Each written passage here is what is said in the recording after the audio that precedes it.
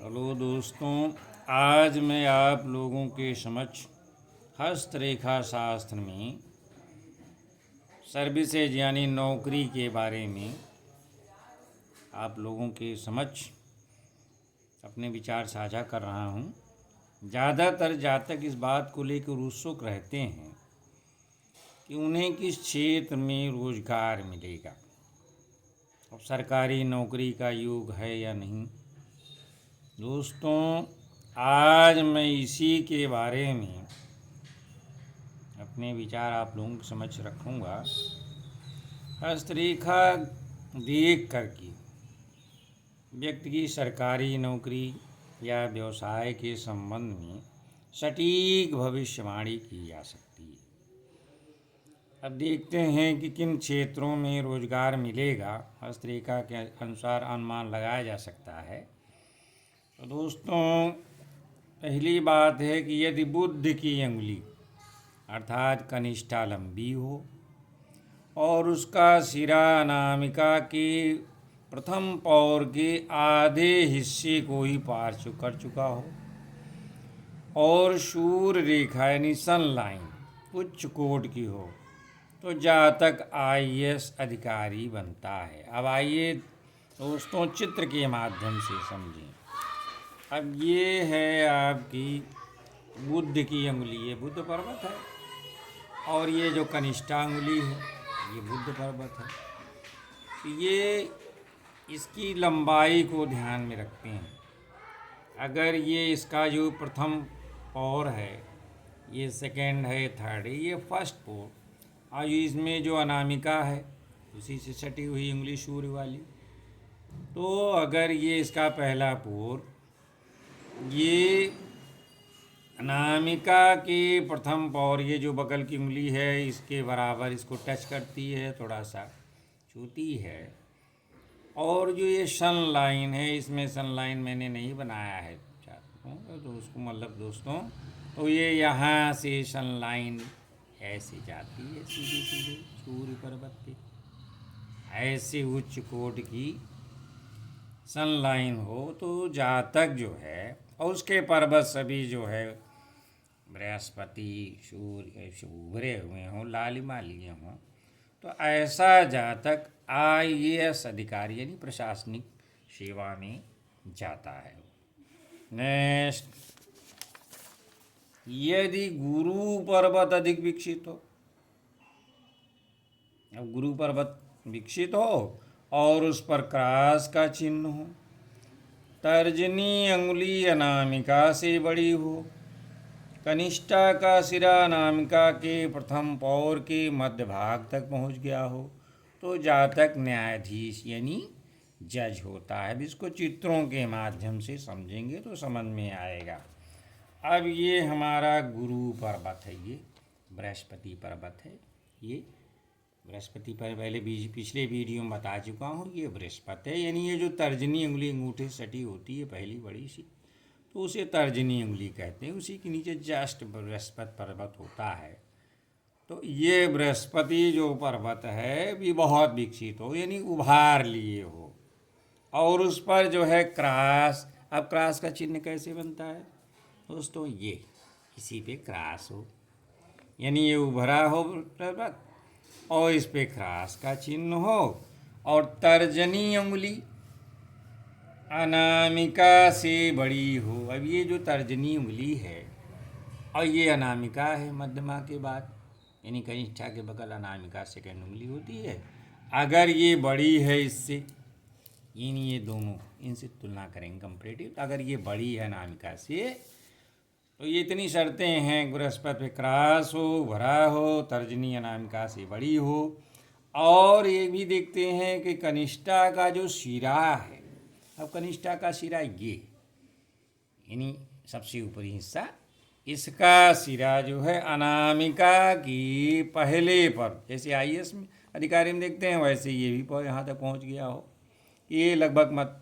तो क्या होता है छात्रों और दोस्तों, ये जातक जो है, ऐसा जातक अगर उसका हाथ इस तरह से हैं और हाथ में लालिमा है और निर्दोष जो है सब भाग रेखा सूर्य रेखा है, तो जातक न्यायाधीश होता है। निश्चित रूप से इस तरह से स्थितियां बनती हैं कि न्यायपालिका में जाता है।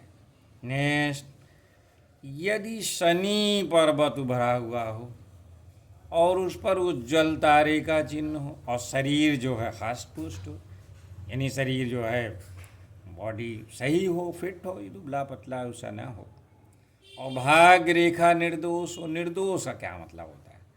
अरे भाई, भाग रेखा जो बनी होती है, ये है, आपको मैं चित्रों के माध्यम से भाग रेखा के बारे में बता दूं तो भाग रेखा कई जगह से चलती है, मतलब इसका जो अंत है ये शनि पर्वत पे होता है, इसको भाग रेखा कहते हैं।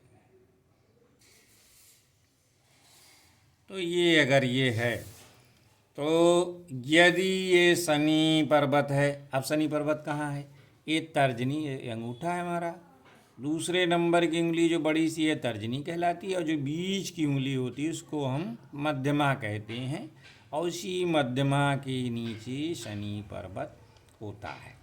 ये अगर शनि पर्वत आपका उभरा हुआ है, यानी विकसित है, निर्दोष भाग रेखा, यानी ये भाग रेखा जा रही है सीधे उस पर, और बुध पर्वत पर ये नेक्स्ट ये है शनि पर्वत उभरा हो, उस पर उज्जवल तारे का, यहाँ जो है उज्जवल तारे का, स्टार आप जानते हैं, रात में देखते होंगे आसमान पे स्टार, तो स्टार का चित्र बना रहता है और ये इस तरह से दिखता है कैसे, इस पे उज्जवल तारे का चिन्ह हो, शरीर हष्टपुष्ट हो, भाग रेखा निर्दोष हो, यानी भाग रेखा पर न कोई दीप हो न टूटन हो और एकदम दिखाई देती हो, तो जातक सफल पुलिस अधिकारी बनता है।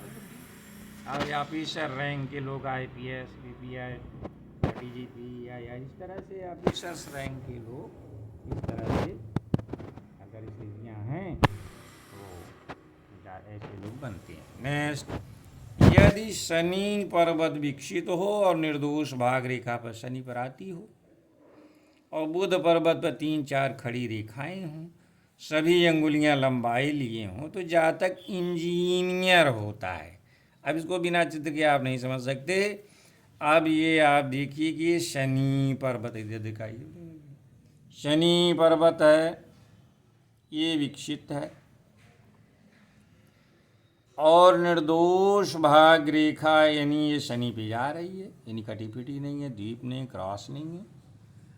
बुध पर्वत पर, अब ये हमारा कनिष्ठा के नीचे, आपको दोस्तों बता चुका हूँ, ये बुध पर्वत है, कई वीडियो में डाल चुका हूँ।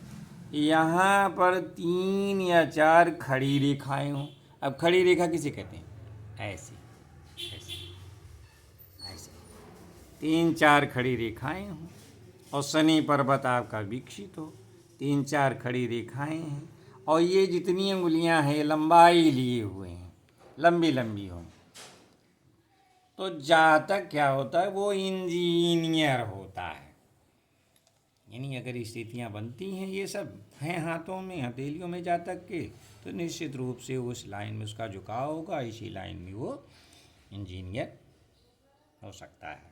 नेक्स्ट, यदि बुध पर्वत और मंगल पर्वत पूर्ण रूप से विकसित हों और कनिष्ठा का सिरा अनामिका के ऊपरी पौर के मध्य पक्ष जाता हो, तो बुध पर्वत पर 3 खड़ी रेखाएं हो, तो जातक डॉक्टर होता है। अब आइए चित्रों के माध्यम से समझें। ये हमारा हथेली का दाहिने हाथ का चित्र है। ये बुध पर्वत है कनिष्ठा के नीचे, और मंगल पर्वत, मंगल के 2 स्थान होते हैं, एक तर्जनी के नीचे बनता है, ये बृहस्पति के जस्ट नीचे, और एक बुध पर्वत के नीचे। अगर बुध मंगल पर्वत विकसित है, बुध पर्वत विकसित है और कनिष्ठा, यानी यही अंगुली जो है, इसका सिरा इसके जो है अनामिका के ऊपरी पौर के मध्य भाग तक, यानी जहाँ तक गया है, अगर यहाँ तक जाता है चित्र में, और बुध पर्वत पर 3 खड़ी रेखाएं 1 2 3, इस तरह की स्थितियाँ अगर बनती हैं, तो जातक जो है डॉक्टर होता है। नेक्स्ट 6 में आप देखते हैं दोस्तों क्या है, अब इसी स्थितियों में अगर मंगल की बजाय बृहस्पति पर्वत विकसित हो, यानी चित्र में देखें अगर ये मंगल क्या ये ज़्यादा उभरा हुआ काफ़ी उबाल लिए हो लालिमा लिए हो, तो जातक यानी इस तरह से बुद्ध भी है विकसित, उस पर रेखाएँ भी हैं, तो जातक सफल वैद्य होता है। डॉक्टरी का है, होम्योपैथी है, एलोपैथी है, वैद्य हैं, इस जो आयुर्वेद से इलाज करते हैं जड़ी बूटियों से, यानी ऐसा जातक सफल वैद्य होता है।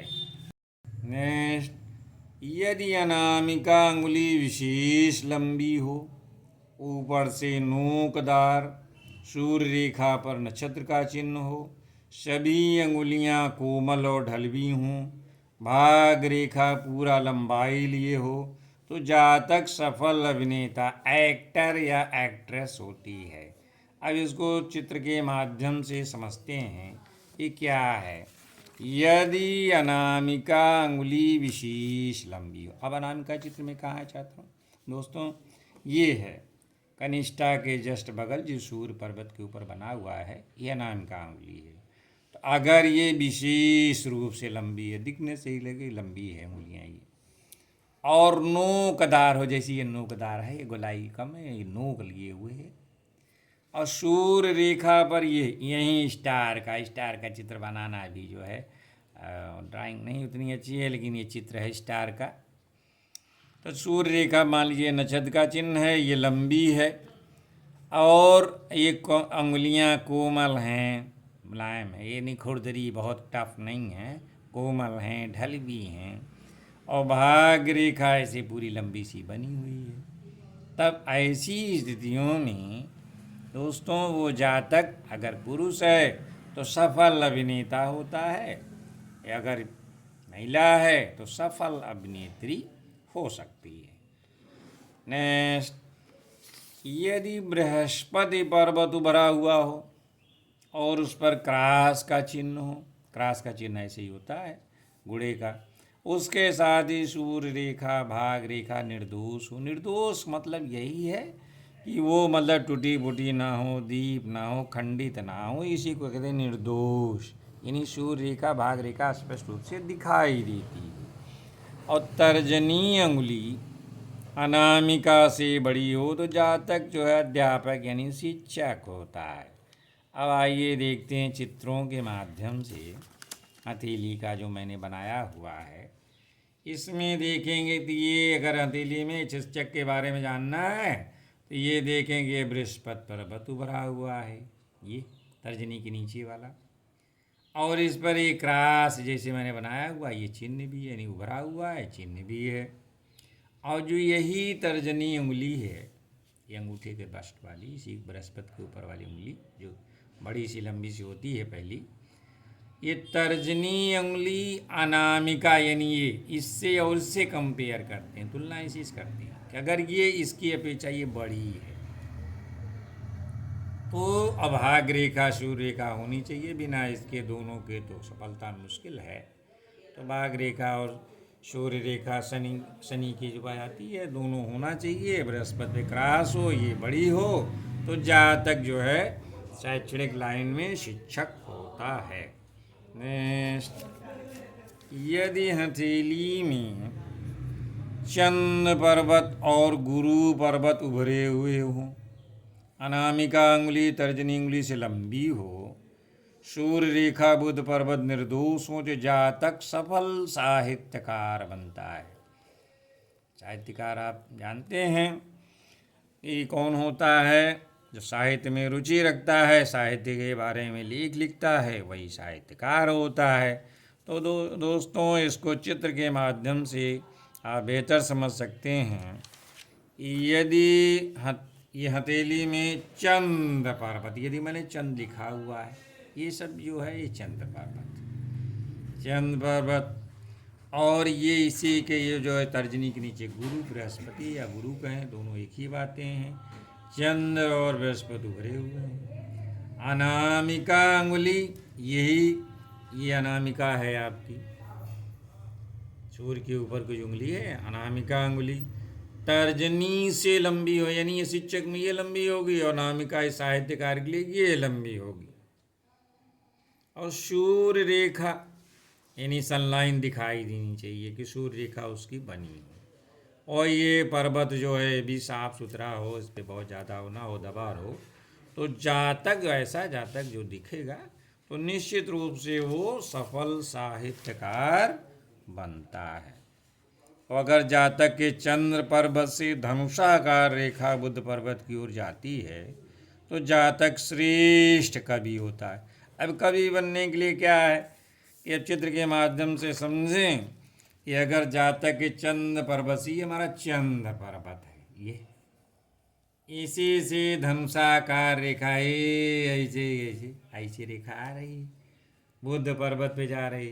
तो ऐसा जातक इमोशनल होता है, भावनाएं इसकी बहुत उभार मारती, चंद्रमा वैसे ही भावना का प्रतीक है।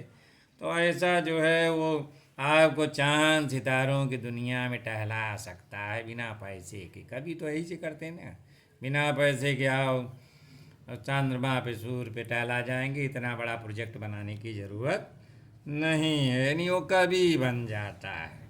नेक्स्ट, यदि बुध शुक्र शनि पर्वत उन्नत हो, मान लीजिए बुध है, शुक्र है, शनि, तीनों पर्वत उन्नत हैं, और गुरु मुद्रिका हो, गुरु पर्वत पर रेखा हो, अंगुलियां लंबी हों, प्रथम और द्वितीय पर्व उन्नत हों, मस्तिष्क रेखा प्रबल हो, चंद्र पर्वत से कोई रेखा मिले, मस्तिष्क रेखा भाग रेखा सहयोग से त्रिकोण या चतुष्कोण बनता हो, तो ये दोस्तों, और मस्तिष्क रेखा प्रबल हो, चंद्र पर्वत से कोई रेखा मिले, मस्तिष्क रेखा भाग रेखा के सहयोग से त्रिकोण, ट्राइंगल या चतुष्कोण, चार कोण बनते हों, तो जातक ज्योतिषी होता है। अब ये देखें कैसे जो होगा, जानेंगे आप चित्रों के माध्यम से।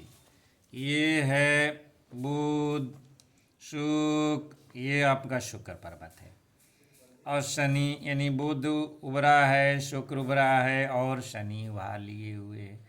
इस पर एक गुरु मुद्रिका ऐसे बनती है, ऐसे ऐसे यहाँ गुरु मुद्रिका हो, गुरु पर रेखा हो, रेखा ऐसे आप पाएंगे, ऐसे यहाँ से जीवन रेखा मस्तिष्क रेखा से ऊपर जाएगी, इधर से भी आ सकती है ऐसे। तो रेखाएं हों, अंगुलियां लंबी हों, वर्गाकार में भी लोग ज्योतिषी होते हैं, ज़्यादातर लंबी उंगलियां होती हैं।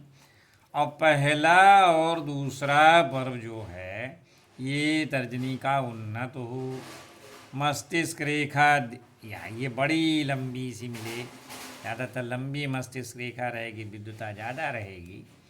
और चंद्र पर्वत से मान लो इमोशनल या कम से कम एक आध रेखा यहाँ से कुछ मिले उले, और यहाँ ये त्रिकोण इन्हीं चीज़ों से, जैसे ये बन गया ऐसे ही त्रिकोण बन जाता है या चतुष्कोण बन जाता है। तो ऐसा जातक जो है वो ज्योतिषी होता है, यानी दूसरों का भविष्य नक्षत्रों तारों का अध्ययन में उसकी रुचि होती है, और जातक जो है ज्योतिषी होता है, दूसरों का कल्याण करता है। नेक्स्ट, यदि बुध, गुरु और सूर्य पर्वत हैं, यानी अब आपको बता चुका हूँ बुध कहाँ है, गुरु कहाँ है, सूर्य कहाँ है।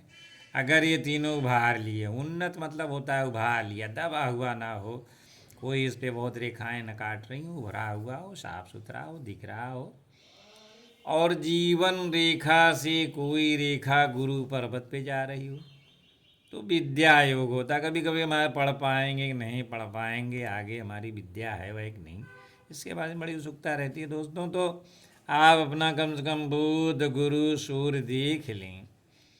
और अगर जीवन रेखा से, यानी ये क्या है, चित्रों के माध्यम से अगर आप देखते हैं, ये है बुध और ये गुरु और सूर्य, यानी बुध, सूर्य और गुरु ये तीनों उभार लिए हों, और जीवन रेखा से जैसे एक रेखा ऊपर जा रही बृहस्पति, तो समझ लीजिए कि आपको भरपूर विद्या योग है, उच्च शिक्षा को प्राप्त करेंगी और विद्वान भी रहेंगे। अगर मस्तिष्क रेखा है आपके पर्याप्त रूप से, तो निश्चित रूप से आपको विद्या योग है।